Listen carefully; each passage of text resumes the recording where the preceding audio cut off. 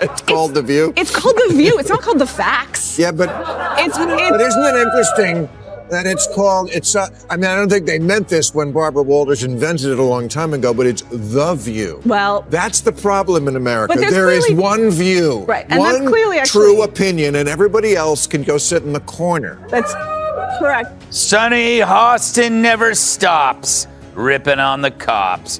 View co-host Sunny Hostin says she introduced her son to the police ahead of time so they don't harass him for jogging in her all-white neighborhood. It started like just another morning on The View. Bright studio lights, rehearsed smiles, and a table full of hosts preparing to dominate the conversation. But the calm didn't last. What began as predictable chatter spiraled into a live on-air meltdown you couldn't look away from. Sunny Hostin leaned in with her signature air of superiority, dropping a line she clearly thought would land flawlessly. Instead, it blew up instantly. The blowback came from two unlikely voices, Greg Gutfeld and Bill Maher, who rarely agree on anything. Yet both dismantled her argument with ease. Greg struck first with a grin, then Maher followed, cool and controlled, tearing down her talking points with precision. It wasn't a debate. It was a televised demolition. To hear you use the term, because historically, as you know, because I think you're quite brilliant, that woke is a word used by the Black community to note that we must be aware of social injustices. But words migrate. Why is that a bad thing? It's not a bad thing, and originally that was absolutely a great thing. Alert to injustice, who's not for that? But words do migrate. Now, I'll use any term you want.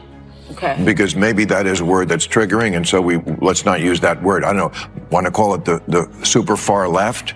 Okay, so there is Bill just laying out something true. You can see the way Sunny Hostin, the way she's touching her above her eye, and she can't even look at him as she's talking to him because she's an activist, not a journalist or whatever it is that she purports to be. What made the moment brutal was Sunny's reaction.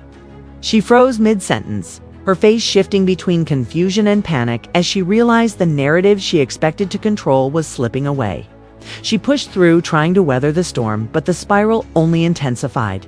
When she attempted to regain ground, she lobbed out woke like a last-ditch weapon. But instead of rescuing her argument, it detonated right in her hands. The audience could feel it the moment she lost control. And from there, the fall became impossible to stop. A conservative once said to me, what you guys in the liberal side of it don't get about Donald Trump is we don't like him either. Yeah. It's just that in this country, it's binary. Gender may not be binary, but politics is. You only get two choices. And the stuff that they are afraid of, they see Donald Trump as a bulwark against, and that stuff is a lot closer to the home. It's like my kid is coming home from school and they're not allowed to tell me if they're transitioning. The school is going to take the side of the kid over the parent, stuff like that. Sunny insisted conservatives had hijacked the term woke, twisting it away from its roots, but Maher wasn't buying it. Calmly, he explained how the word had evolved into satire among those who once defended it. He didn't attack its origins. He exposed the distortion. The shift in the room was immediate. Co-hosts stiffened, eyes dropped, and the discomfort spread visibly across the panel. Greg leaned back with a satisfied smirk. He didn't need to add anything. Sunny tried to recover, but instead veered into bizarre rambling about tipping Instacart drivers and buying fire logs. In a discussion about cultural language, it was absurd. What played out wasn't conviction, it was a total unraveling. Greg and Bill knew the script, and this time, they didn't just rebut her. They dismantled the entire illusion the show hides behind. It's about the view. It's become like a medical hospital that displays human misfailure. Here, let's look at this political oddity.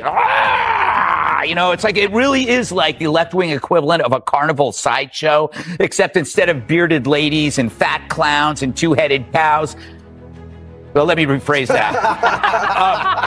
But The View is a victim of the sunk cost fallacy. How can you now speak the truth when for years you've been telling lie after lie after lie? Now you're carrying this big bag of rocks around you because it's too harmful for their ego to admit that we really were dishonest. Then came the moment that lit up the internet.